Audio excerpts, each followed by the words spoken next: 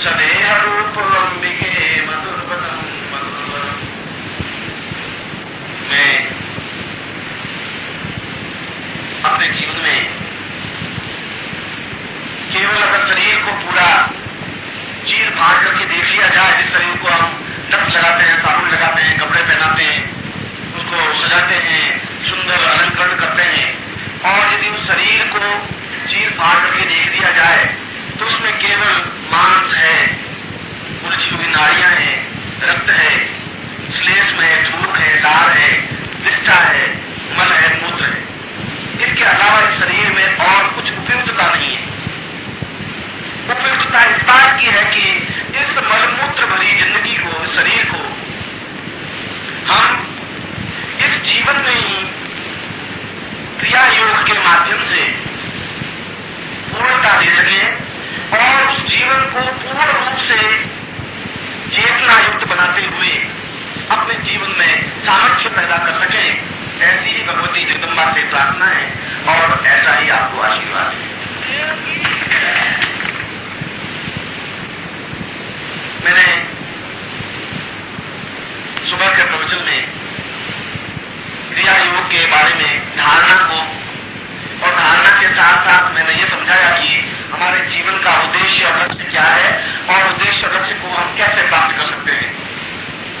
परिश्रम करने से और व्यापार करने से और बिजनेस करने से उस उद्देश्य और लक्ष्य को प्राप्त नहीं हो सकते। ये हो सकता है आप अरबपति हो सकते हैं, ये हो सकता है आप करोड़पति हो सकते हैं, मगर वह जीवन का एक अंग है।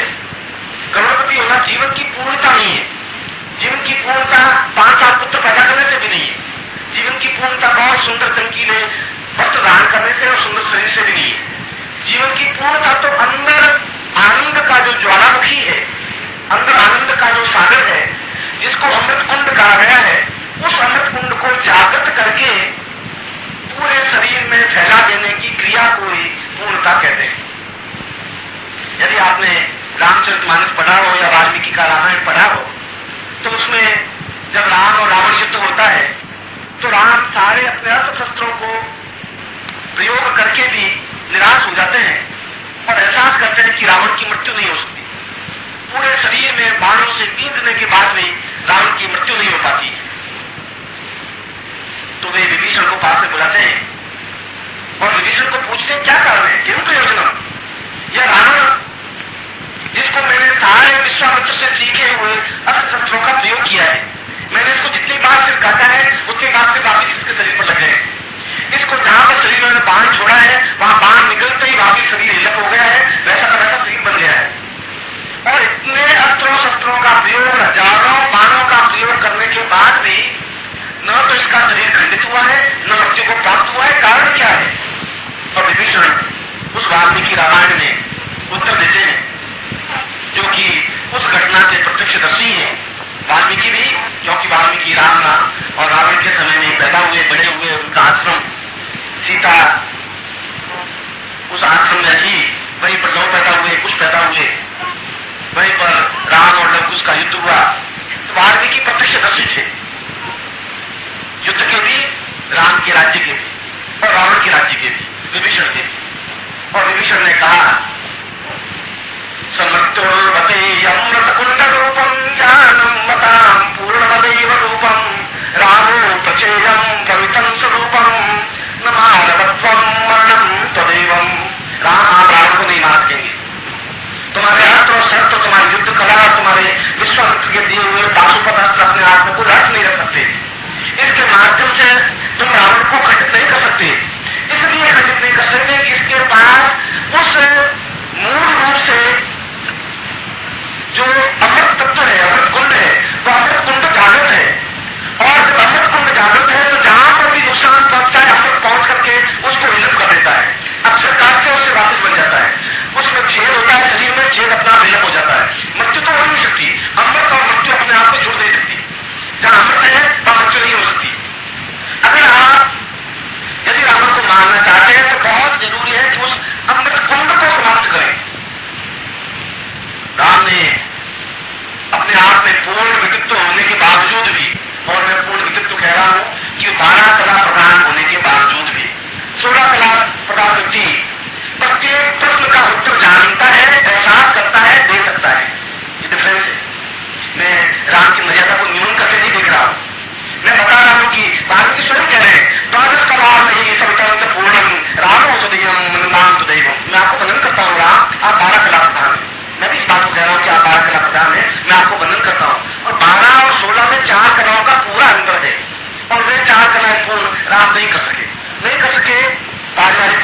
धारण नहीं कर सके जीवन की किसी भी निम्नताओं के कारण, मगर वो अपने समय के इतिहास पुरुष थे। आज वे राम है, आज वे भगवान है। उस समय तो उन्होंने उतना ही दुख, उतनी वेदना झेली जितनी आप और हम और आम आदमी झेलता है। उन्होंने भी कैकेयी के उस बाण को सहन किया, कैकेयी के षड्यंत्र में गए, उन्होंने उसी प्रकार से वनवास गए, जंगल में रहे, भटके, लड़ाई झगड़े की, मारपीट की, पत्नी को पास में चली, वो सब कुछ हुआ। मगर ऐसी स्थितियां उस द्वादश कला प्रधान व्यक्ति ने पुनः पलट करके प्रश्न कर रहे हैं भगवान शिव से, क्योंकि उन्होंने रामेश्वरम की स्थापना करने के बाद में राम नाम युद्ध प्रारंभ किया था। इतिहास का एक महत्वपूर्ण अध्याय है ये, जिसको समझने की जरूरत है। और राम उसी क्षण युद्ध भूमि में बैठ जाते हैं, सामने पांडु का शिवलिंग बनाते हैं। वहीं लंका में ही, यदि आप कभी कोलंबो गए हो, कभी लंका गए हो, तो वहां पर जैसा रामेश्वरम शिवलिंग यहाँ पर है, ठीक उसी प्रकार का रामेश्वरम मंदिर लंका में भी है। उसी युद्ध भूमि में उन्होंने शिवलिंग बनाया और बुला करके पूजा करके प्रश्न कर रहे हैं राम, पूर्वमदैव रूपम शिवत्व रूपम सवितम सदेयम प्रणम्यम वंदनम चिंतनम वदेयम सहा अंतमम हंतमम हंतमम। मैं हंत हूं, मैं मर जाऊंगा, इसमें कोई दो राय नहीं। ये पराजय सूर्यवंश को समाप्त कर देगी। ये राम रावण युद्ध केवल राम रावण युद्ध नहीं है, दो सभ्यताओं का युद्ध है, आसुरी सभ्यता और आर्य सभ्यता का। इस दो सभ्यताओं में आसुरी सभ्यता आदि हो जाएगी। शिव, ये मेरा युद्ध नहीं है, केवल राम का युद्ध नहीं है, ये आर्य और अनार्यों का युद्ध है। और इस युद्ध में अगर मैं खत्म हो गया तो मैं पूरे अपने परिवार को कलंक देके चला जाऊंगा, मैं समाप्त हो जाऊंगा, क्योंकि मैं समझ नहीं पा रहा हूं कि यह किस प्रकार से इसके अमृत कुंड को सुखाऊं। ये तो विभीषण को नहीं बता पाएगा, मैं कहां से समझू इस बात को।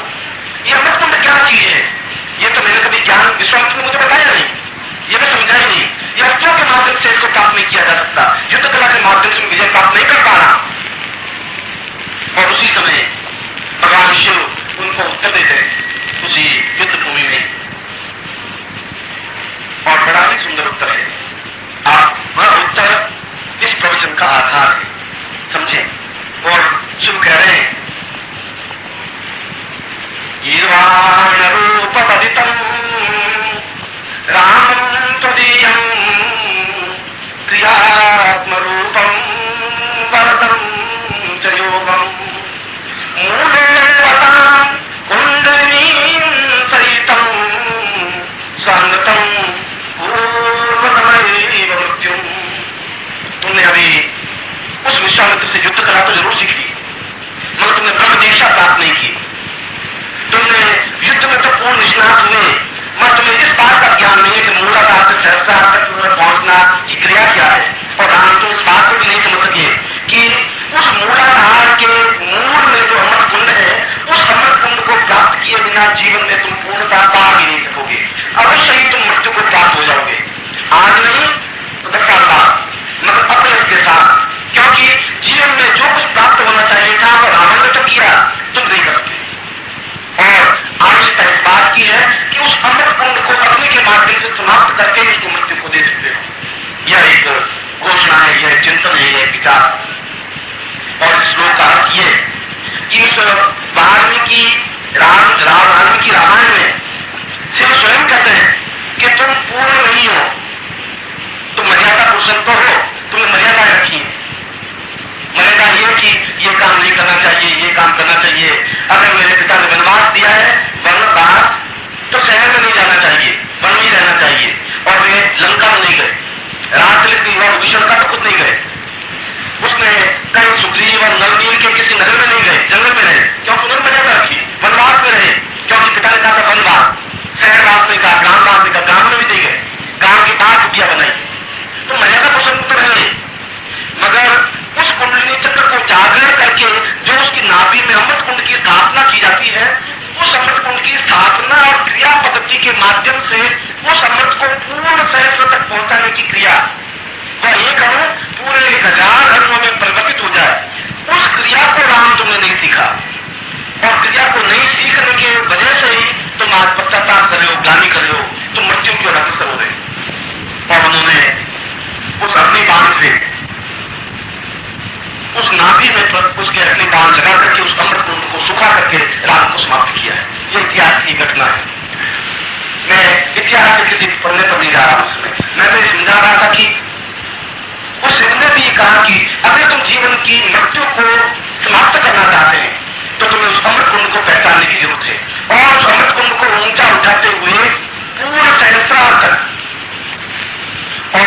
प्रकार के 100,000 अणुओं को, उस 1000 अणुओं को अमृत से भिगो देने की क्रिया को क्रिया योग कहते हैं। उस क्रिया योग के माध्यम से ही हम तुम पूर्ण विजय प्राप्त करते, पूर्णता प्राप्त करते। और ये पूर्णता 12 कलाओं से शुरू होकर 16 कलाओं में समाप्त होगी। जब आदमी 12 कला तक पहुंच जाता है तब गुरु उसको समझाता है अब तुम अमृत कुंड को एकत्र करके अमृत को ऊंचा उठाने की क्रिया करो। अब तो यही मालूम नहीं अमृत कुंड कहां, अब ये भी मालूम नहीं उस कुंड में अमृत तत्व किस प्रकार से बूंद इकट्ठा होता है, किस तरीके से ज्ञान के किस प्रकार से उस अमृत कुंड में अमृत एकत्र किया जाता है, उस अमृत को ऊर्ध्वीकरण किया जाता है, विरोचन किया जाता है, उस सहस्त्रार में छाया जाता है और उस सहस्त्रार से पूरे शरीर में प्रवेश किया जाता है। यह अपने आप में कुंडलिनी का एक पूरा परिच्छेद है, एक पूरा वृत्त है। और इस पूरे वृत्त को प्राप्त करने के लिए उस क्रिया योग के, क्योंकि यह तो एक्टिविटी है, उस क्रिया योग के माध्यम से यह चीज प्राप्त कर सकते हैं। कौन सी चीज? चौथी कला, 5वीं कला, 8वीं कला, 11वीं कला, 12वीं कला तक भी पहुंचना क्रिया योग के माध्यम से। और मैंने कल क्रिया योग को समझाते हुए कहा था कि क्रिया योग की मूल बेस वो तीन ही है। सबसे पहला है धारणा, और धारणा के बाद ध्यान की प्रक्रिया। ध्यान उस दिन भी मैंने समझाया था कि ध्यान धारण उसको कर सकते हैं जिससे हम परिचित हैं, मगर जो हमारे सामने आदर्श है, जो हमसे महान है, हमारे मन में जिसके प्रति रेस्पेक्ट है, इज्जत है, और जिससे हम एकत्र हो गए, एकीकृत हो गए, पूंजीभूत हो गए, अलग नहीं है, डिफरेंस नहीं है, इतना अपने आप में स्थिति बननी चाहिए। और ये स्थिति बनती है 2 तत्वों से। हम उस धारणा को दृढ़ कैसे कर सकते हैं, उनको हृदय में किस तरीके से धारण करें। अगर आप मुझे उस दिन मैंने कहा कि गुरु को धारण करना चाहिए आज्ञा चक्र में, मगर प्रश्न उठता है कि गुरु को आज्ञा चक्र में धारण करें कैसे, किन तरीकों से, हम कैसे कंफर्म करें कि आज्ञा चक्र में गुरु स्थापित है। हमारे कहने से गुरु आज्ञा चक्र में स्थापित नहीं हो सकते। और फिर मैं कह रहा हूं कि गुरु का मतलब नाम सीमा ही नहीं, गुरु अपने आप में उस परंपरा का एक सूत्र है जो आज से 40-20 वर्ष पहले था, आज मैं हूं, मेरे बाद एक और होगा। वह गुरु का एक प्रतीक है। मगर गुरु और शिष्य अपने आप में समाप्त नहीं हो सकते। क्रिया काल समाप्त होता नहीं, व्यक्ति भी समाप्त नहीं होता, शरीर और देह समाप्त होती है। ये आपकी देह जल सकती है, आपके प्राण तो नहीं जल सकते, प्राण आप भी जन्म लेंगे। अब यदि आप में ताकत है, इस देह को भी आप घृणशील नहीं करें, जलने के योग्य नहीं बनाए, यह देह को इतनी ताकतवान बना दे, यह देह समाप्त नहीं होगी, वापिस देह नवीन रूप में दान कर सकती है। कोई डिफिकल्ट नहीं है, कोई कठिन क्रिया नहीं है। आवश्यकता इस बात की है कि उस अमृत तत्व को प्राप्त करने के लिए हम धारण करें। सबसे पहले तो गुरु को, और गुरु को धारण किया जा सकता है 2 तरीकों से। उन 2 तरीकों को कहते हैं सेवा और समर्पण। नाम से नहीं, होठों से कहने से कुछ नहीं, गुरु को मिठाई खिलाने से भी नहीं, और गुरु को 5 करोड़ रुपए देने से भी नहीं आ सकता। इसके माध्यम से गुरु ध्यान दान नहीं हो सकते। यदि किसी गुरु को आप 5 लाख रुपए दे देंगे, 5 लाख आप दान ले आज्ञा चक्र में नहीं हो सकते, कैसे होंगे? वो 5 लाख रुपए तो ले सकते हैं। और यदि आप उनको राशि वस्त्र दे दें, इन तरीकों से हो ही नहीं सकता। अब आपको आदत पड़ी हुई है कि कहीं काम नहीं हो रहा हो तो दिया पैसा काम हो गया कुछ, तो आप भी कुछ ऐसा तरीका करिए कि आप चिंता मत करिए, मैं बंबई का रहने वाला हूं, मैं आपको 5 लाख रुपए दे दूंगा, तुरंत आ जाइए आज्ञा चक्र में। वैसा पॉसिबल नहीं होता। वह गुरु धारण होता नहीं है, शिष्य धारण करता है सेवा के द्वारा। सेवा का मतलब है जो गुरु को आवश्यकता है उसकी पूर्ति की जाए, उसको सेवा कहते हैं। सेवा की डेफिनेशन ये है, जो गुरु की आवश्यकता है उसको आप पूर्ति करें। मैं आपके घर में आऊं, प्यास गले में बहुत कंधे पड़े और धूप में आऊं और मैं प्यास कर रहा हूं, और आप गुलाब जामुन ले सकते हैं, गुरु जी गुलाब जामुन खाने। अरे मुझे प्यास, आपको मामूली आदमी नहीं है, ये पानी तो किसी को भी पिला देते हैं, आप गुलाब जामुन खाइए, आपका पास आ रहा है, ये सेवा नहीं है। आप निश्चित रूप से बहुत ज्यादा कीमती चीज दे रहे, पानी से ज्यादा कीमती गुलाब जामुन 40 रुपए किलो है, मगर वह सेवा नहीं है। उसको पानी की जरूरत है, आप पानी उसको दें। उनको पैर दबाने की जरूरत है, उसको आप पैर दबाएं। उसको जिस बात की आवश्यकता है, यदि गुरु है तो, अगर स्वार्थी तत्व है तो गुरु हो नहीं सकता। अगर गुरु है तो आप इस बात को ध्यान रखें। सुबह मैंने बताया आंख का नर्तन आप करें और सीखें कि गुरु को किस चीज की जरूरत है। गुरु नहीं भी बोले, संकोच की बात नहीं बोले, उसके पैर फूट रहे और आप नहीं बोलेगा कि तू मेरे पैर दबा, क्योंकि पैर दबाना अपने आप में सामान्य प्रक्रिया नहीं है।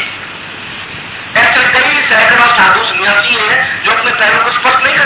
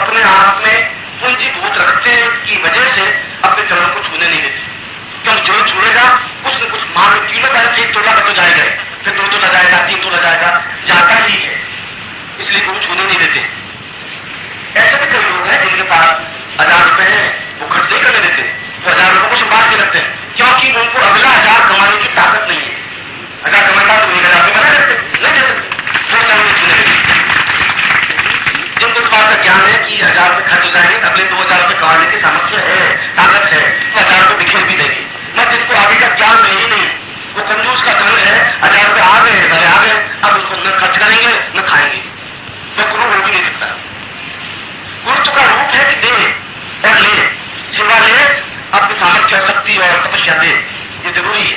यदि आपसे पानी का गिलास अगर मैं पीता हूं तो निश्चय ही मैं तपस्या का कुछ अंश आपको प्राप्त होता ही है, गारंटी के साथ होता है। और इसीलिए गुरु संकोचवश काम नहीं सौंपता शिष्य को अपने हित चिंतन में, अपने चिंतन में। यद्यपि इसके आयु का प्रभाव उस पर भी पड़ता होगा, पैर दर्द करते होंगे कि भूख लगती होगी, प्यास लगती होगी और सब कुछ होता होगा, मगर शिष्य उसकी आंख का नर्तन देख ले कि गुरु को किस बात की आवश्यकता है, उस आवश्यकता को पूर्ति करने को सेवा कहते हैं। मैं आपको बिल्कुल सरल सामान्य भाषा में उस क्रिया योग को समझा रहा हूं, उस बहुत जटिल प्रश्न में नहीं उलझा रहा हूं, ब्रह्म और माया और चिंतन, क्योंकि क्रिया योग को समझाना अपने आप में अत्यंत जटिल है और सेवा ही आगे चल करके समर्पण बन जाती है। जब सेवा करता करता आदमी की स्टेज ऐसी आ जाती है कि अपना भान शिष्य को फिर नहीं रहता, वो अपने आप में गुरु में समर्पित हो जाता है। उसका शरीर, उसका चिंतन, उसका विचार, उसका परिवार, उसका धन, उसका मकान अपने आप में गुरुमय हो जाता है। और गुरु आज आप गुरुमय कर रहे हैं और आज से 40 साल पहले मैंने गुरुमय किया होगा, मैं भी शिष्य रहा हूंगा, मैं भी राजसी रास्ते से बढ़ा हूंगा जिस रास्ते से आप बढ़ रहे हैं। मैं आपको अगर सलाह दे रहा हूं कि सेवा और समर्पण से बढ़ सकते हैं तो मैंने भी उस सेवा पर पहला पांव रखा होगा, उस सेवा पर मैंने 25 कदम भरे होंगे, फिर समर्पण में 50 कदम भरे होंगे, तब धारणा में मैं भी पहुंचाऊंगा। रास्ता वही है, उस रास्ते पर चल करके धारण किया है तो बिल्कुल प्रामाणिक रास्ता है, क्योंकि मैंने अनुभव करनी है। और उस अनुभव गम्यता के आधार पर निश्चय ही उस जिसको हम पूर्णता कहते हैं, जिसको हम ज्ञान कुंज कहते हैं, जिसको हम ज्ञान पीठ कहते हैं और जिसको हम सिद्धासन कहते हैं, एक ही तात्पर्य, एक ही चिंतन है जहां पहुंचा जा सकता है। तो सेवा और समर्पण के माध्यम से ही गुरु को धारण किया जाता है। इसमें कितना टाइम लगता है? इसमें टाइम लग सकता है 5 घंटे सिर्फ और लग सकते हैं 500 वर्ष। आपकी सेवा किस तरह की है? स्वार्थ में सेवा है या पूर्ण निश्चित रूप से सेवा है? क्योंकि मैंने उस पूर्ण बातचीत में समझाया कि उनकी जो आवश्यकता पूर्ति है उसको सेवा कहते हैं। इस सेवा और समर्पण से धारणा होती है और जब गुरु धारण हो जाता है तब अपने आप में व्यक्ति गुरुमय हो जाता है। क्रिया योग तो क्रिया योग, शादी का तरीका क्या है? मंडप में बैठना पड़ता है, एक लड़की को लाल कपड़े में बैठना पड़ता है, फिर उसको 4 फेरे खाते हैं, फिर उसको घर ले जाते हैं, वो तरीका है। वो अपने आप तरीके, इस तरीके से वो उसको धारण किया नहीं जा सकता। पहले शादी का तरीका अलग है, संतान पैदा करने का तरीका अलग है, क्रिया योग का तरीका अलग है। इस रास्ते पर चलना पड़ेगा, किस तरीके को अपनाना ही पड़ेगा। मगर ये डिफिकल्ट नहीं है, ये इतना आसान है कि सेवा के लिए गुरु उपस्थित होने की जरूरत नहीं है। आप अपने जगह पर हैं, गुरु के प्रति चिंतन है, बहुत सेवा है। गुरु साक्षात है, ठेका नहीं, गुरु के पांव दबाने से सेवा होती है। आप वहां चिंतन करें, आप गुरु ने जो काम सौंपा उस काम को करें, आप गुरु को स्मरण करें, आप गुरु की पूजा करें, अर्चन करें, ध्यान करें, ये सब कुछ गुरु सेवा है। गुरु सेवा का तात्पर्य ऐसा कुछ नहीं कि आप उनके पांव दबाएं, उनको पानी पिलाएं, उनको खाना खिलाएं, इसको सेवा कहते हैं। आप यदि गुरु के प्रति मधुर चिंतन युक्त हैं और यदि वो कुछ आज्ञा दें तो आप उसका पालन करें, और यदि आप ये समझते हैं कि यह गुरु कार्य है तो उस कार्य को करें, ये अपने आप में सेवा है। और ये सेवा अपने आप में समर्पण कन्वर्ट ऑटोमेटिक हो जाती है। और इसीलिए कहा कि उस सेवा और समर्पण और धारणा में निश्चित रूप से 1 दिन या 2 दिन या 5 दिन या 10 दिन लगते हैं, कोई लंबा छोटी प्रक्रिया नहीं है। इसके बाद मैंने सुबह बताया था कि धारणा के बाद मैं आपको ध्यान की प्रक्रिया समझाऊंगा।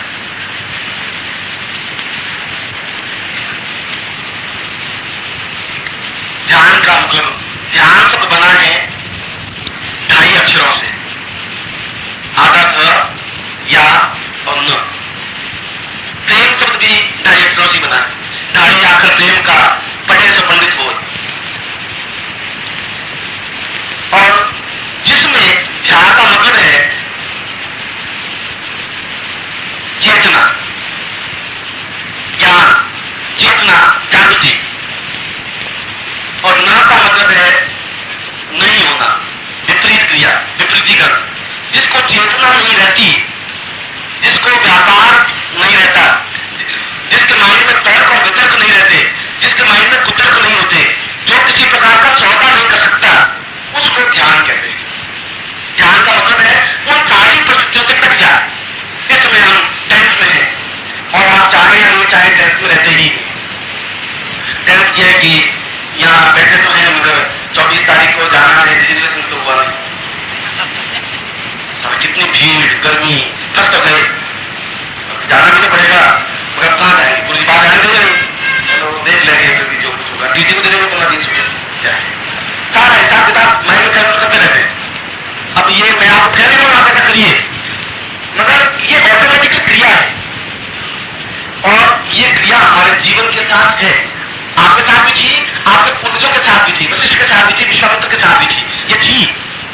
आदमी को सांसारिक रूप में रहते हुए ये सब कुछ करना पड़ता है, मगर इनसे कट जाए, और इसको कट जाने को अंग्रेजी में कहते हैं थॉटलेस माइंड, जिसके माइंड में कोई विचार ही नहीं हो, उसको ध्यान कहते हैं। हम जिसको ध्यान कहते हैं अंग्रेजी में उसको थॉटलेस माइंड कहते हैं, जहां किसी प्रकार की विचार की भावना आ गई नहीं, अपने आप में पूर्ण अपने आप में निमग्न हो जाए। और मैं सोचता हूं कि यह तो अपने आप में बहुत ऊंची प्रक्रिया है कि हमारा सारा ये वृद्धता, हमारी सारी बुढ़ापे की जो स्थिति है, हमारे जो रोगों की स्थिति है, यह दिमाग के चिंतन से ही रोग आता है। अब कई बार देखें कि एकदम से कोई व्यक्ति है 40 साल का, काले बाल है, चेहरा सुंदर है, बहुत है, और जवान लड़की की मौत हो जाती है। और कई बार देखा होगा कि साल में उसके सफेद बाल आ जाते हैं, बोरे के बाल सफेद हो जाते हैं। ऐसी कई स्त्रियां हैं कि जो जवान 24 साल का लड़का मरता है, साल में बात बिल्कुल जर्जर हो जाती है, बुढ़ी हो जाती है और खाट में पड़ जाती है, मर जाती है। ये सब क्या है? एक धक्का है वैचारिक, एक दिमाग का है कि एक चीज मेरे पास की चली गई।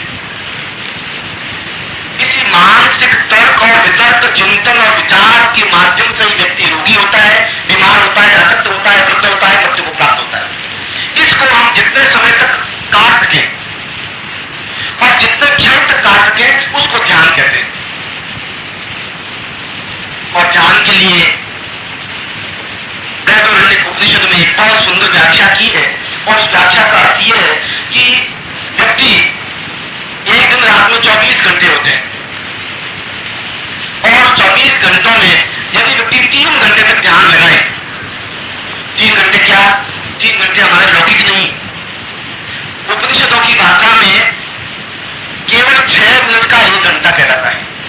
जिसको हम 6 मिनट कहते हैं उसको उपनिषद की भाषा में, लौकिक भाषा में 1 घंटा कहते हैं। जहां मैं 3 घंटे कह रहा हूं उसका मतलब है लौकिक भाषा में 18 मिनट। 18 मिनट का मतलब है 3 घंटे पूरे। उस 18 मिनट का ध्यान अगर किया जाए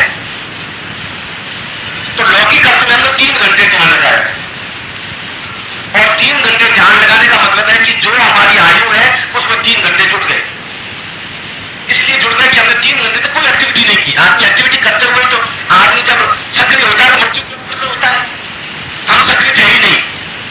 तो जितने घंटे यदि आपने जीवन में समाधि लगाई, ध्यान लगाया, उतने घंटे आपके आयु में जुड़ते रहेंगे ऑटोमेटिकली। यानी 6 मिनट में 1 घंटा जुड़ता है। आपको कल्पना करें, हम जीवन में केवल सुबह आधा घंटा तक लगाए तो नित्य 6 महीने अपने आयु में जोड़ सकते हैं। आज मृत्यु प्राप्त हो नहीं सकता। मृत्यु जीतने की क्रिया यह मतलब नहीं मरनी, हम खुद मृत्यु को परे हटा सकते हैं।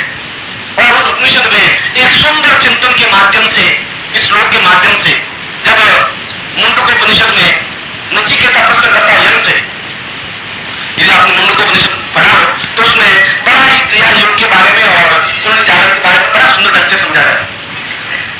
यम मृत्यु का देवता है और नचिकेता प्रश्न करता है कि मैं आपसे विमुख कैसे हो सकता हूं। उन्होंने कहा कि सक्रिय सरक्षा मृत्यु परम सपूर्वा कुंडलिनी सा मृत्यु अमृत्युरुंदे। हम कुंडलिनी के माध्यम से उस अमृत को जो प्राप्त करते हैं, ध्यान लगाने पर अपने आप में अमृत पैदा होता रहता है। अमृत पैदा करने के लिए कोई तरकीब नहीं है, जितने क्षण तक ध्यान लगाते हैं उतनी अमृत वर्षा होती ही रहती है। वह अमृत अपने आप में ही मृत्यु को पीछे हटाती रहती है। और 6 मिनट का मतलब 1 घंटा पीछे, एक दिन पूरा पीछे हटाना। 6 मिनट के माध्यम से हम केवल 1 घंटा या 24 मिनट, जिसको हम कहते हैं प्रहर, 8 प्रहर 64 घड़ी, उस प्रत्येक प्रहर में ध्यान कितना लगाना चाहिए?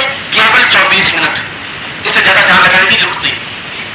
और 24 मिनट का ध्यान अपने आप में ही उस मुंडकोपनिषद के माध्यम से, चाहे हम कह रहा है, जब नचिकेता प्रश्न करता है कि मैं कितना ध्यान लगाऊं जिससे कि मैं अमृत को प्राप्त कर सकता हूं, उस समय मिनट घंटे घड़ियाल थी नहीं, उन्होंने दंड के माध्यम से 1 दंड, 2 दंड, 3 दंड, तो उन्होंने यम ने जवाब दिया है सदंड को पूर्व, क्योंकि बस सूत्र में, मुंडकोपनिषद श्लोक में नहीं है, छोटे छोटे सूत्र है। समुंड को सब पूर्व से मृत्यु में साहतम सदैव स ध्यान स मृत्यु में अमृत्यु पूर्व। हम जीवन में केवल 24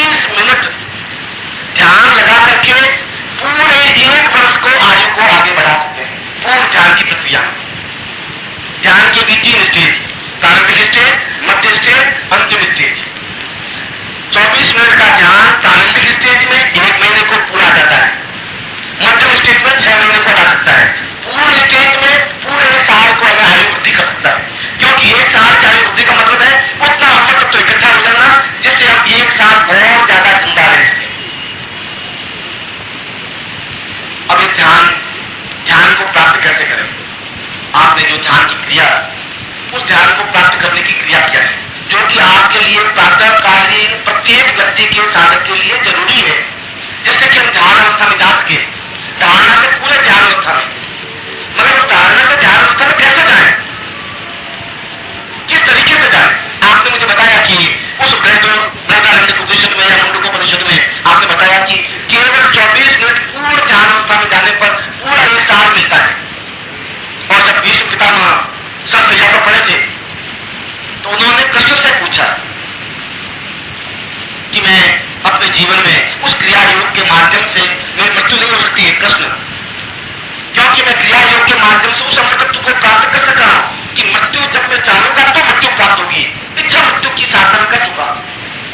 आपने महाभारत में पढ़ा होगा, इच्छा मृत्यु हम चाहें तो मृत्यु आवे, ऐसा नहीं कहा ही नहीं।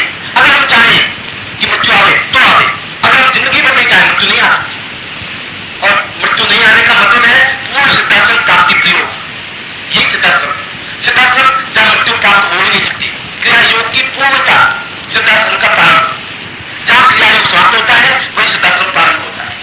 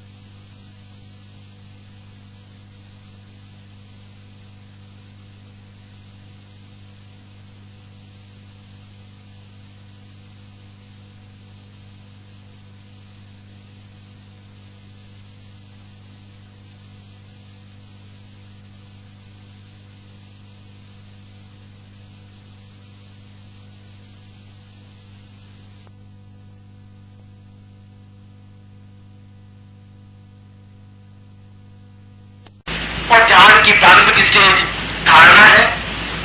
धारणा का तात्पर्य है गुरु को अपने आज्ञा चक्र में स्थापित करना, और वह धारणा प्राप्त हो सकती है सेवा और समर्पण के द्वारा। और सेवा और समर्पण प्रत्येक शिष्य का प्रारंभिक देश है, जरूरी है। और उस धारणा के माध्यम से ध्यान अवस्था में आ सकते हैं जब गुरु अपने आप में चिंतन हो जाए। और चिंतन का मतलब है कि हम 24 घंटों में, यदि आपने जैन साधना पढ़ी हो या जैन ग्रंथ पढ़े हो तो जैन ग्रंथ में विपश्यना साधना है। और आप अखबार में बहुत पढ़ा होगा विपश्यना साधना के बारे में। इन पिछले सालों में बहुत हल्ला मचा रहा है, सैकड़ों शिविर लगाए विपश्यना साधना के। विपश्यना क्या है? विपश्यना के माध्यम से भी ध्यान लग सकता है, मगर बहुत लंबी प्रक्रिया है। और विपश्यना का मतलब है एक शीशा, मुंह देखने का शीशा है। उस मुंह देखने में अगर हम देखें तो हमारा चेहरा बिल्कुल साफ साफ दिखाई देगा उस मिरर में। मगर उसके ऊपर धुंध लग जाए, आवाज करें जोर से बोले और धुंध उसके ऊपर छा जाए तो हम चेहरा साफ नहीं देख सकते। और चेहरा साफ नहीं देखे तो क्या करते हैं? इस रुमाल से उसके कांच को पोंछ लेते हैं, पोंछ करते अपना चेहरा देख लेते हैं। इसको विपश्यना कहते हैं। कैसे?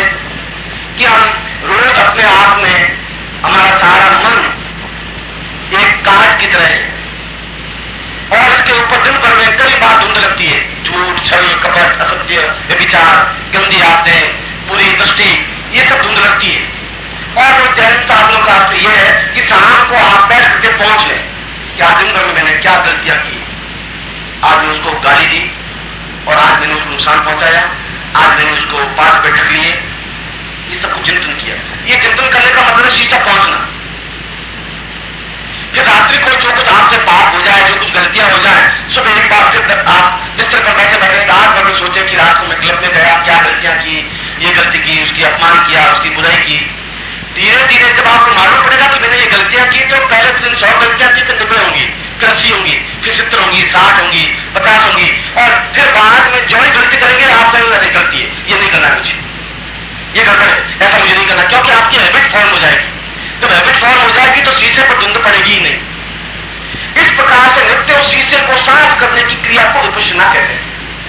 और इसके माध्यम से भी आत्मा स्वच्छ, और जब 4, 6 साल, 2 साल, 5 साल बाद जब आपकी हैबिट फॉर्म हो जाएगी झूठ नहीं बोलने की, छल नहीं करने की, कपट नहीं करने की, तो उस शीशे पर कोई धुंध पड़ेगी नहीं, तो अपने आप ध्यान अवस्था में आप चले जाएंगे। क्योंकि जब तक आपके पास झूठ, छल, कपट है तब तक ध्यान नहीं रह सकता। यह जैन पद्धति है जिसको विपश्यना साधना कहते हैं। यह भी एक तरीका है, मगर यह तरीका उससे ज्यादा इजी और शीघ्र है, क्योंकि इसमें तो 10 साल कर सकते हैं। हम पाप करते रहेंगे, रोज पूछते रहेंगे भैया आज क्या किया, आज हमने पाप कर दिया, गाय को लात लगाई और उसको 2 भूसे लगाए, उससे 100 रुपए ठग लिए, ठीक, ये नहीं है कि अब करना नहीं है वापिस, वो तो करेंगे बात। शाम को शीशा साफ पूरे दिन का है, साफ करना करते ही सारे बात क्या है, 2 बार शीशे को साफ करना है, बाकी मुझे थोड़ा चाहिए करना, झूठ छल कपट करते रहना, शाम को शीशा साफ कर देना, उससे तो शीशा साफ होगा नहीं। ये जो तरीका है जिसको धारणा के साथ में जो ध्यान प्रक्रिया में जाते हैं, वह ध्यान प्रक्रिया वो जब गुरु उसमें स्थापित हो जाता है, गुरु स्थापित होने की क्रिया हम नित्य आधा घंटा गुरु कार्य में लगा दे, इसको गुरु सेवा कहते हैं। 24 घंटों में 23.5 घंटे शिष्य को दे रहा हूं कि 23.5 घंटे आप जो कुछ भी भजन करना, कीर्तन करना हो करते रहिए। झूठ, छल, कपट मैं आपको मना नहीं कर रहा, क्योंकि मना करने से आप रुकेंगे नहीं। मैं सब नहीं बच्चे, झूठ नहीं बोलना चाहिए और कभी भी पाप नहीं। ऐसे तो सूरदास के जमाने से कभी आए लोग, 2000 साल हो गए, उससे कोई फर्क पड़ा नहीं। मैं कह रहा हूं आप करिए, अगर आपको ये रुचिकर लगता हो तो उसमें कोई आपत्ति नहीं है, आप करिए, मगर आधा घंटा आप जरूर गुरु के कार्य में दीजिए, जो गुरु का कार्य हो। गुरु के पास आने की भी जरूरत नहीं, उनके पास धोने की भी जरूरत नहीं, उनकी सेवा पार करवाने की जरूरत नहीं, मगर उनका अगर कोई मिशन है, कोई लक्ष्य है, कोई उद्देश्य है, तो आप गुरु पूजन करें प्रातःकाल और दिन में आधा घंटा गुरु कार्य में लगाएं, इसको गुरु सेवा कहते हैं। और यदि आपने अप्रैल का अंक पढ़ा हो तो अप्रैल के अंक में मैंने उन साधनाओं को दिया है जो स्नान करने के बाद में गुरु साधना की जाती है, स्नान करने से पहले भी गुरु साधना पूरी की पूरी की जा सकती है, बिस्तर पर बैठे बैठे। तो मुझे मालूम था कई लोग तो 11 बजे स्नान करते हैं, थोड़ी देखना आएगी,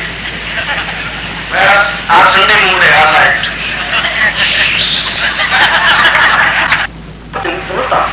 बहुत दूर से टिकट लेकर के भाग दौड़ करते हुए आना, ये सब धारणा का प्रतिफल है। आपके माइंड में गुरु के प्रति स्नेह है, अटैचमेंट है, उसको न्यून करके मैं नहीं देख सकता। ये अटैचमेंट है इसलिए दौड़ के आए आप, ये अटैचमेंट है कि मैं आपको डांटता हूं, आप सुन लेते हैं, और अगर मैं डांटता हूं तो आपको सीने से भी चिपकाता हूं उतनी क्रिया के साथ में। यह भी मेरी फर्ज है, मेरा धर्म है, डांटने का मेरा फर्ज है तो सीने से चिपकाने का भी मेरा फर्ज है। आपकी आंखों के साथ मुझे विलाप करने का भी क्षण है, तो आपके साथ मुस्कुराने का भी मेरा जीवन का चिंतन है। यह सब कुछ धारणा के युक्त है। आप धारणा के आधार पर है, सेवा के आधार पर है, समर्पण के आधार पर पहुंचना है, ये डिफरेंस है। इस समय आपका जीवन साधनात्मक रूप से सेवा युक्त धारणा चिंतन है। यानी आप कहां पर मैं वो समझा रहा, आपके उस केंद्र बिंदु में आज्ञा चक्र में गुरु स्थापित है, तो तभी तो आपको गुरु के प्रति चिंतन हुआ। और गुरु स्थापित केवल आज्ञा चक्र में हो सकते हैं, दूसरे में हो नहीं सकते हैं। तब आपको एहसास हुआ कि जोधपुर जाना चाहिए, तब आपको एहसास हुआ कि साधन में भाग लेना चाहिए, इस एहसास हुआ कि वो जो कहे सुन लेना चाहिए, समझ लेना चाहिए। ये सब कुछ धारणा का बेस है। यह सेवा और धारणा आपके पास है, अब उसमें पूर्णता लेने के लिए समर्पण क्रिया होनी चाहिए। और समर्पण क्रिया होती है उस नित्य गुरु पूजन के माध्यम से, यदि आप स्नान करके कर सके या बिना स्नान किए कर सके। और नित्य थोड़ा बहुत उस गुरु का कार्य करने की क्रिया है। यह अपने आप में समर्पण क्रिया है। और इसके बाद इसका मेरा कहने का तात्पर्य है कि आप चाहे तो कल से भी इस ध्यान प्रक्रिया में जा सकते हैं, क्योंकि आप भी कंफ्यूज हो जाए कि अभी तो धारणा ही नहीं बनी, अभी सेवा सारी, सेवा के बाद समर्पण, फिर धारणा बनेगी, तो फिर गुंजरण तो बहुत आगे की बात है, अभी तो लिख लो। ये नहीं, धारणा क्रिया है इसलिए समझा रहा। अब उसके बाद में इस गुंजरण के माध्यम से आप ध्यान स्थिति में आ सकते हैं। और ये ध्यान स्थिति सबसे ज्यादा दुखी आपके बीच में कौन मालूम है? आप कोई हो तो बताइए, या मैं बता? सबसे ज्यादा दुखी निर्मूल जी है इस पूरे शिविर में। वो मुझे ऑफिस में समझाते जाते, गुरु जी 10 मिनट बोलना है, बस 10 मिनट। आपको तबियत गड़बड़ होती है, ध्यान रखना, और 10 मिनट ज्यादा बोलना, ध्यान रखना, गर्मी बहुत है, 10 मिनट बाद आ जाना। मैं आने बाद ध्यान नहीं रहता कितना बोलना है, बोलते रहता हूँ, और वो बराबर पानी पिलाते रहते हैं। ये गुरु जी अब तक बंद करिए, बहुत दुखी, बहुत परेशान। ये पानी पिलाते रहे, ये गुरु जी अब तो समझ आइए, बस हो जाए, चलिए आज का कार्यक्रम। मगर यहाँ आने के बाद मैं भूल जाता हूँ। मैं जब आपको देखता हूँ तो ऐसा, क्योंकि जब एक शरीर में ज्ञान का असीम भंडार हो तो उसमें से जो निकलता रहता है तो निकलता ही रहता है, उसमें कुछ ऐसा ब्रेक नहीं लगता नहीं है। या तो जिसके पास बहुत थोड़ा सा ही हो तो बोला, वो टैग की तरफ बोला, बोल के इतने बोल रहे, जितने ज्ञान है इतने बोल रहे। यहाँ पर तो जब उस उपनिषद के बारे में बोल रहा हूँ तो मुझे को याद आता कि वहां यम और रुचि के तहत क्या था, इसके बारे में उसने क्या कहा था, वाल्मीकि रामायण वाल्मीकि तो क्या कहते हैं, वो सारी स्थितियों का निचोड़ क्या चीज बनी, ऐसी स्थिति बनती थी। तो मैंने उनको कहा था, मैंने विश्वास करो 15 मिनट ही बोलूंगा, बस तुम विश्वास करो। आ गए उस बात हो गए, बहुत लगता है 2 बार और उठ गए। दुखी हो रहे तो होने दीजिए, हाँ चिंता आप परेशान नहीं, मैं परेशान होकर चिंता रहेगी।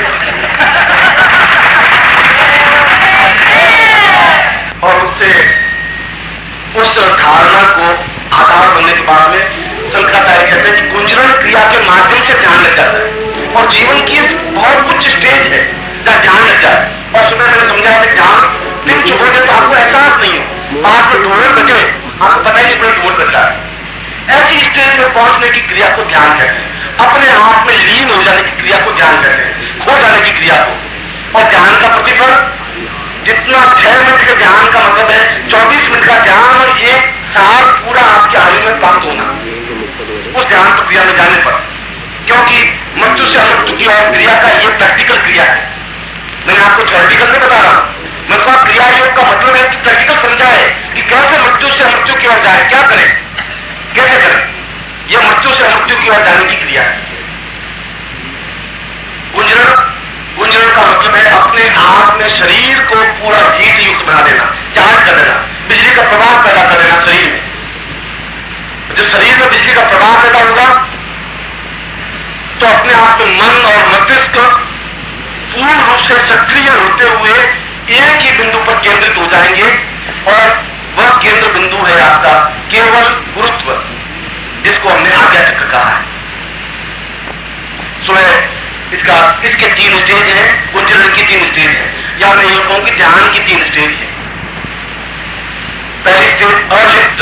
अलिप्त का मतलब है बाहरी वातावरण से हम कट करके बैठे। अगर रोज बच्चों का हो रहा है तो आप या तो बच्चों को शांत कर रहे हैं, आप ऊपर छत पे जाकर बैठ जाए। इसीलिए ध्यान के लिए सबसे अच्छा टाइम बताया सुबह 5 से 6 बजे का टाइम, जिस समय रात भी नहीं होती, सुबह भी नहीं होती, गाड़ियों की गड़गड़ाहट भी नहीं होती, बच्चों का शोरगुल भी नहीं होता, घर में भी ओला नहीं होता, और बिल्कुल पीसफुल टाइम होता है मॉर्निंग। यो भी हमारे शास्त्रों में सुबह 4 बज करके स्नान, 4 बज के उठ के स्नान मान करके पूजा पाठ करने, और 6 बजे के बाद में तो नित्य अपने काम में लग जाए। धर्म, अर्थ, काम और मोक्ष पूरे 24 घंटों को बांधा है। सुबह उठते ही धर्म, ये धर्म है हमारा, सदार्यति सधर्म, इसको हम दान करते हैं, ये धर्म है। फिर अर्थ, अपनी दुकान पर नौकरी पर जाना 6 बजे के बाद, काम, रात्रि को काम बात पर प्रवृत्त होना, मोक्ष, और सुबह उठ करके चिंतन करना कि इन सबसे मैं निर्लिप्त हूं, यह मोक्ष क्रिया है। वातावरण बिल्कुल शुद्ध सात्विक वातावरण, धोती पहनी हुई हो, और सुबह आप छत पर बैठ जाए, कुर्ता उतार दे, बनियान उतार दे और धोती पहन ले, और आराम से उत्तर की ओर मुंह करके बैठे। इसको निर्लिप्त अवस्था कहते हैं। ये पहली स्टेज होगी। निर्लिप्त का मतलब है किसी से आप कनेक्टेड नहीं है इस समय। उत्तर की ओर क्यों? उत्तर की ओर हमारा हिमालय है, उत्तर की ओर हमारे ऋषि मुनि सिंधु जो भी नदियां थी, उत्तर की ओर सिद्धार्थगढ़ है, इसीलिए उत्तर अपने आप में पूर्ण साधक के लिए आवश्यक दिशा है। उसके बाद में आप सीधे बैठ जाए और सीधे बैठने के बाद में यह इसकी क्रिया का तात्पर्य है शरीर में जो कुछ भी मैंने उसमें बताया था कि आशीर्वाद की मुद्रा में जो कुछ भी मेरे पास या आपके पास तपस्या का जो कुछ अंश होता है वह तपस्या का अंश प्रदान किया जाता है हाथ की उंगलियों के स्पर्श से या पांव को छूने से। इसलिए उस ये शरीर की अगर उंगलियां खुली रहती है तब भी विद्युत अपने आप में प्रवाहित हो जाती है। इसलिए उंगलियों को थोड़ा मोड़ करके और अंगूठे को इस अनामिका उंगली के मूल में रख करके इसको मोड़ने से यह विद्युत प्रवाह हुआ और विद्युत प्रवाह होकर के वापस सर्कुलेट हुआ। ये तार अपने आप में सर्कुलेट होना चाहिए, विद्युत बाहर नहीं प्रवाहित होनी चाहिए। जो कुछ हम प्राप्त करें वो चली नहीं जाए, अगर उंगलियां खुली रहेगी चली जाएगी। उंगलियों को मोड़ करके उंगलियों से अंगूठा जुड़ा हुआ अनामिका से, तो ये सीधा उंगलियों के माध्यम से अंगूठे के माध्यम से आएगी, उसके बाद में फिर वापस पूरा एक चैनल बनती रहेगी। यह बैठने की क्रिया है सीधा। दोनों ये नाड़ियां हैं, हिड़ा और पिंगला और सुषुम्ना, इन नाड़ियों को घुटनों से दबाते हुए और सीधे बैठे मेरुदंड सीधा और उंगलियों को इस बार में, यह बैठने की क्रिया है जिसको निर्लिप्त अवस्था कहते हैं। यह पहली स्टेज। दूसरी स्टेज में ध्यान प्रक्रिया समझा रहा हूं क्रिया योग के माध्यम से। दूसरी स्टेज गुंजरण क्रिया। गुंजरण क्रिया का मतलब है कि हम अंदर गुंजरण प्रारंभ करें, गुंजरण से विद्युत प्रवाह पैदा होगा, तपस्या का प्रवाह पैदा होगा और गुंजरण पैदा होता है। सुबह मैंने आपको एक तिब्बत का गायत्री मंत्र बताया था जिसको सोहम कहा गया है। सोहम की ध्वनि के माध्यम से, और सोहम की ध्वनि शंख के माध्यम से प्राप्त हो, इसलिए शंख प्रयोग है, क्योंकि शंख की ध्वनि और सोहम की ध्वनि एक होती है। तो सबसे पहले शंख को बजाएं जोरों से, पांव के साथ में गुंजरण क्रिया किया जाए, बाहर गुंजरण क्रिया किया जाए, अंदर बाहर शंख के माध्यम से होगी। जोरों से शंख बजाने की क्रिया को गुंजरण कहते हैं बाह्य वातावरण में, और वही बाहरी वातावरण अंदर प्रविष्ट होगा, क्योंकि मैंने जो आप देंगे वही प्राप्त होगा। मैं अभी वही समझा रहा हूं। आप गाली देंगे, गाली प्राप्त होगी। बाहर गुंजरण में वही गुंजरण अंदर आएगा। वो बाहरी गुंजरण केवल शंख के माध्यम से ही प्राप्त हो सकता है और इसके दूसरा कोई तरीका ही नहीं। वह चाहे मोदी शंख हो चाहे दक्षिणावर्ती शंख हो, वह शंख आप सुबह उठ करके प्राणों के साथ बजाएं, 1 बार 2 बार 3 बार। यह उपनिषद में बताया है 6 बार शंख का गुंजरण किया जाए। कितने टाइम तक किया जाए? जितना टाइम तक आपका श्वास है, जितना बोलेंगे, मतलब सांस की ताकत अगर आपकी 10 सेकंड है 10 सेकंड शंख बजाएंगे, 50 सेकंड है 50 सेकंड बजाएंगे। अगर मेरे को उड़न की ध्वनि करनी चाहिए, कितने टाइम तक करनी चाहिए? जितना टाइम तक आप बोल सकें बिना टूटे हुए। कोई व्यक्ति 10 सेकंड तक उड़न की ध्वनि कर सकता है, कोई 1 मिनट कर सकता है, कोई 10 मिनट कर सकता है। तो जितनी आपके प्राणों की श्वास की ताकत है उतने समय तक शंख बजाएं 6 बार। और उसके बाद में उसी मुद्रा में बैठा हुआ, मुद्रा में एक शंख बजाने की मुद्रा है, फिर उसके बाद शंख सामने रखते हैं और उसके बाद में आंतरिक गुंजरण प्रारंभ करें। इस शंख की आगे प्रक्रिया में बहुत ज्यादा काम आएगा। यह ध्यान और समाधि अवस्था में तो शंख के 6 प्रयोग हैं जो कि आपको इसी शंख पर प्रयोग करने पड़ेंगे, क्योंकि ध्यान, धारणा, समाधि। और अंदर गुंजरण प्रारंभ होगा सोहम की ध्वनि के माध्यम से, बाहरी गुंजरण शंख के माध्यम से। वही वाइब्रेशन अंदर आएगा, वह गुंजरण अंदर आते ही जो ही आप सोहम का उच्चारण करेंगे पूरा वही गुंजरण होगा जो बाहर आपने गुंजरण अपने कानों से सुना है। ठीक वैसी शंख की आवाज आपके अंदर उच्चरित होने लगेगी। और इस आंतरिक गुंजरण में होठों को नहीं खोलना है, होठ बंद करके गुंजरण करना है। जैसे मैं बोला सोहम,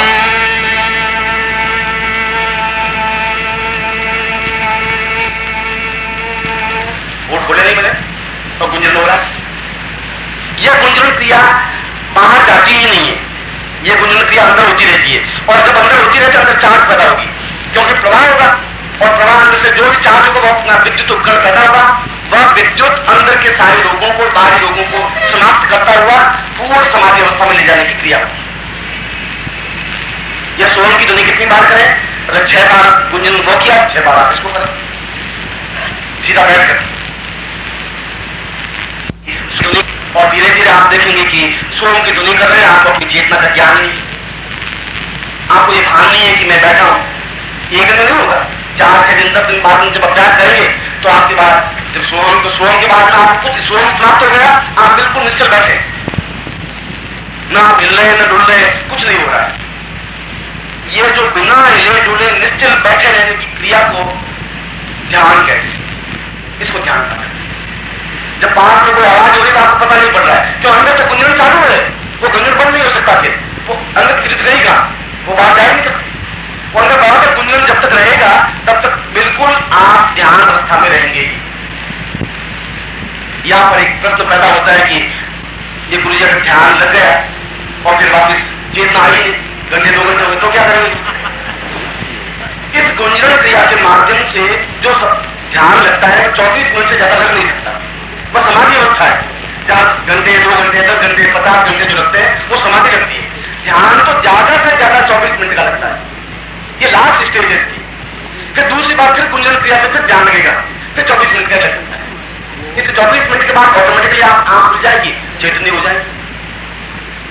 और आप ऐसा करके देखें, पूरा दिन आपका इतना आनंद और मस्ती के साथ व्यतीत होगा कि कोई टेंशन नहीं रहेगा, कोई प्रॉब्लम आएगी नहीं, बिल्कुल दिमाग इतना स्वस्थ रहेगा कि आप तुरंत निर्णय लेने में क्षमतावान हो सकेंगे। सामने वाले प्रश्न कभी समझ जाएंगे कि क्या प्रश्न किया है, क्या जवाब देना है, क्योंकि माइंड अपने आप में पूरा रेस्टफुल हो जाएगा 24 मिनट में। 24 मिनट तो बहुत बड़ी बात होती है। आपके चेहरे पर एक ओज होगी, चमक होगी, आप जो बात करेंगे सामने वाले प्रभाव पड़ेगा कि कुछ आपको चमक है, कुछ क्षमता है, वो आपकी बात को डिले नहीं कर सकते, मना नहीं कर सकते। वो कहेंगे क्या बात, कुछ चेहरे में आपके कुछ कॉन्फिडेंस बहुत पैदा हुआ है, क्या बात। ये स्टेज इस ध्यान के माध्यम से प्राप्त है और ये बहुत बड़ी उपलब्धि है रोगों को मिटाने में, शरीर को पूर्णता देने में और थॉटलेस माइंड बनाने में सीधी क्रिया है।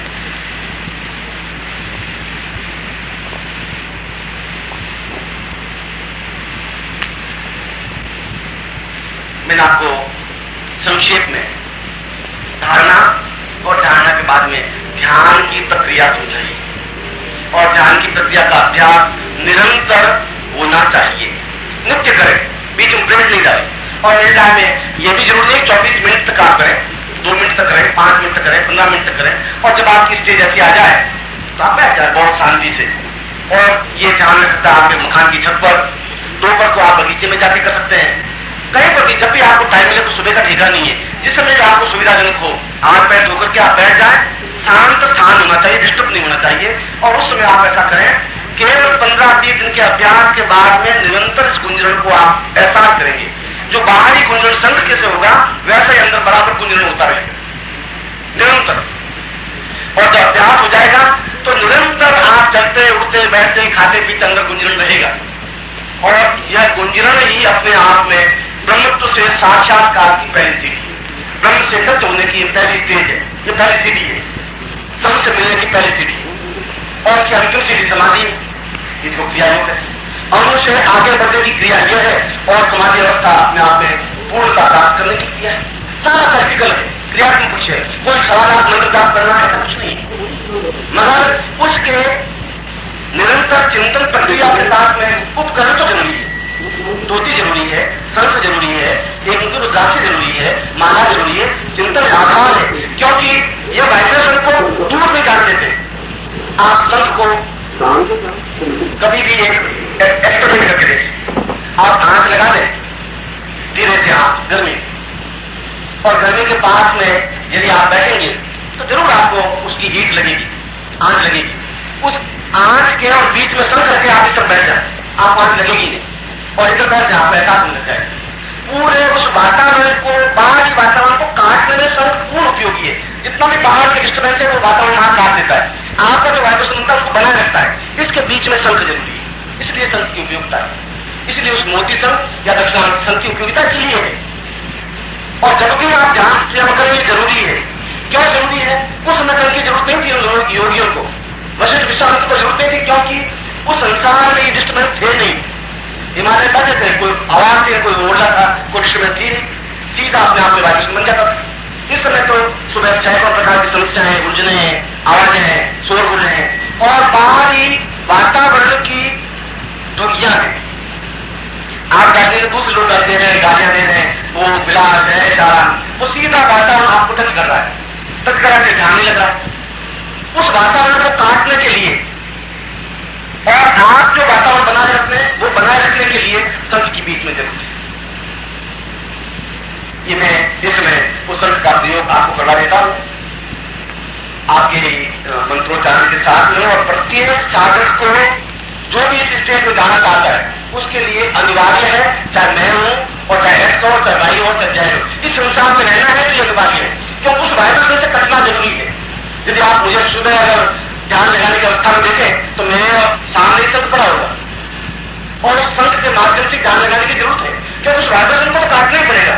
वो वाइब्रेशन सुबह आपको एहसास नहीं होता, मगर आपसे मील भर दूर कोई गंदा काम हो रहा है, घटिया काम हो रहा है, गाली हो रही है, वातावरण तो आएगा, उस वातावरण से कटना जरूरी है। हम जहां बैठे उस वातावरण से इन्वॉल्व नहीं हो और हमारा वातावरण उसमें चला नहीं जाए, इसके लिए संत की महत्व आवश्यकता है। और संत के सहयोग प्रयोग में इसको एक्सप्लेन करके समझा सकते हैं कि उस वातावरण का इफेक्ट पड़ता ही नहीं।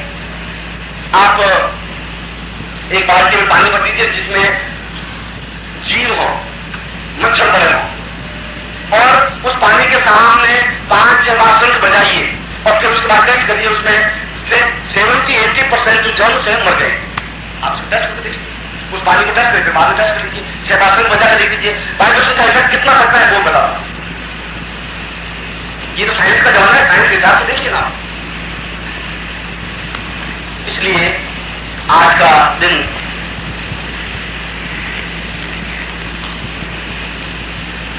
मेरे में आपके लिए महत्वपूर्ण दिन है, जहां आपने क्रिया योग का दूसरा चरण आपने समझा है, सीखा है। और जैसा कि मैंने आपको बताया था कि आज ही आपको मुझे दीक्षा प्रदान करनी है, जिसको सिद्धार्थ दीक्षा कहते हैं।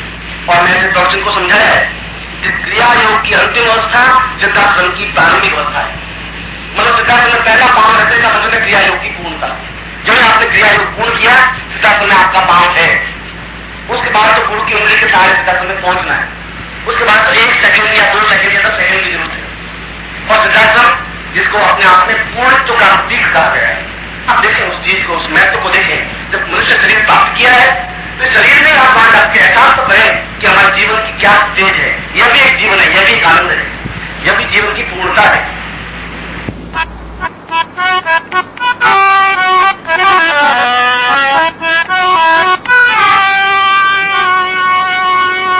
औषधि कौन पिलावे गुरु बिना, औषधि कौन पिलावे, औषधि कौन पिलावे गुरु बिना, औषधि कौन पिलावे,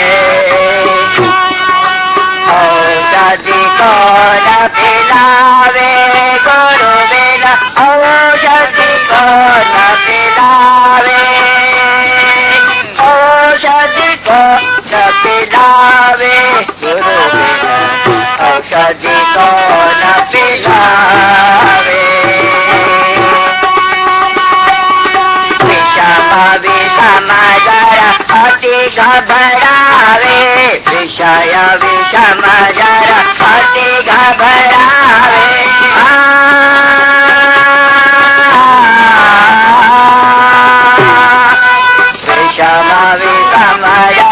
अति घबरावे, तृष्णा दास बढ़ावे, तृष्णा दास बढ़ावे, गुरु बिना औषधि कौन पिलावे, औषधि कौन पिलावे, औषधि कौन पिलावे गुरु बिना, औषधि कौन पिलावे गुरु बिना, औषधि कौन पिलावे, औषधि कौन पिलावे गुरु बिना, औषधि कौन पिलावे, ऐसो कौन छुपालो जग में, ऐसो कौन छुपालो जग में, ऐसो